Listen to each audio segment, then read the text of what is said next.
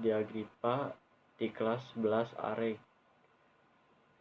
Urang arek ngadongeng kuda anu ngedul. Zaman baheula aya hiji kuda nu kacida ngadulna. Eta kuda teh dipiara ku jalma banghar anu ngaranna Abdul. Unggal poe Abdul ka kota mawa kudana keur ngajual barang dagangan anu loba diperlukeun ke urang kota. Kusabab ngarasa hoream kudu indit mawa barang dagangan, kuda ngadul teh boga rencana nipu kadununganana.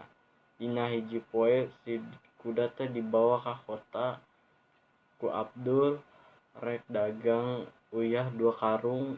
Eta karung teh terus ditalian dina tonggeng kuda.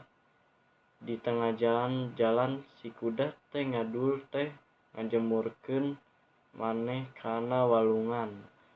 Barang hanjat si kuda ngarasa hampang sabab aya nu ditonggongan beak kabawa ku cai sarta teu bisa ka puluh saeutik-eutik acan.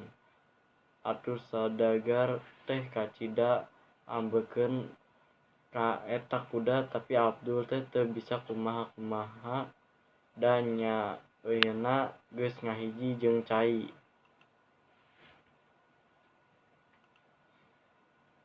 Isukana si Abdul ka kota deui mawa tarigu 2 karung. Eta karung teh ditalian deui kana kuda jiga kamari deui wae. Kuda teh ngajeburkeun maneh ka walungan. Atuh puguh wae tarigu teh beak kabawa palit. Bari jeung ambek Abdul terus balik deui ka imah teu jadi ngajual barangnana.